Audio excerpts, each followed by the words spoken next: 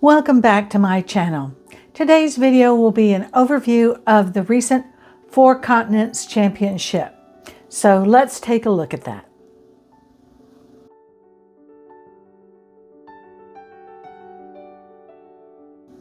First, I want to take a moment to just discuss the competition in general.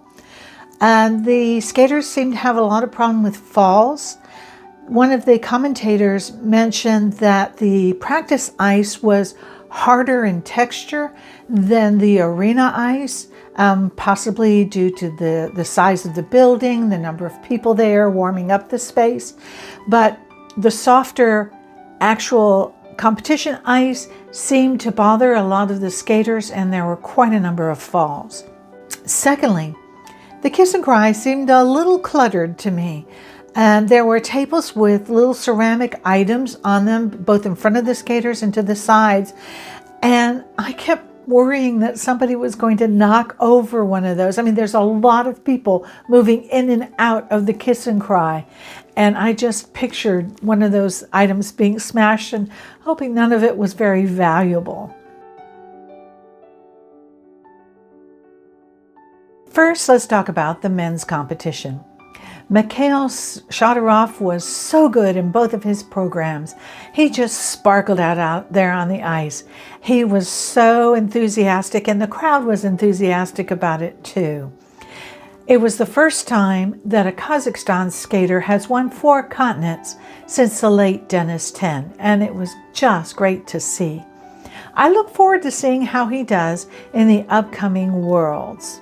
Junwoo Cha from Korea came in second, and I was so happy to see him back in form. He had won here in 2022, but seemed to have struggled since then.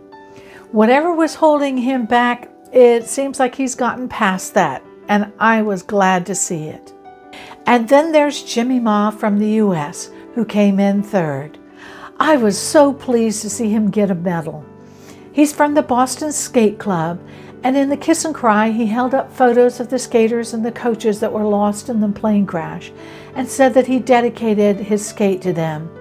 That brought me to tears. In the women's division, a lot of skaters were having troubles in the free, and there were a lot of falls. Cheon Kim from Korea was an amazing surprise for me, as I really haven't watched her before. I know that she won the recent Asian trophy, and I can see why. She was fantastic, and I look forward to seeing her go up against Amber Glenn in Worlds. Brady Tennell came in second. I hadn't been much of a fan of hers in the past, but wow, am I converted. She was amazing, and I was so happy that she scored a silver medal. The other U.S. women were also very good. A couple of bobbles, but they held on to come in second through fourth. As for the other skaters, Mona Shibe was definitely not in her best form this competition and finished way off podium. I hope she recovers, and we'll see what happens going forward into Worlds. Ice dance was a real challenge and a knuckle biter all the way down to the end of the free skate. Gilles and Poirier pulled out gold over Chalk and Bates, although Chalk and Bates did score higher in the free program. Gilles and Poirier had the higher overall score to clinch the gold medal. It was a really, really close match though. And I was really happy to see LaJoie and Laga from Canada come in third for the bronze. They are some of my favorite skaters, and I just love their programs this year.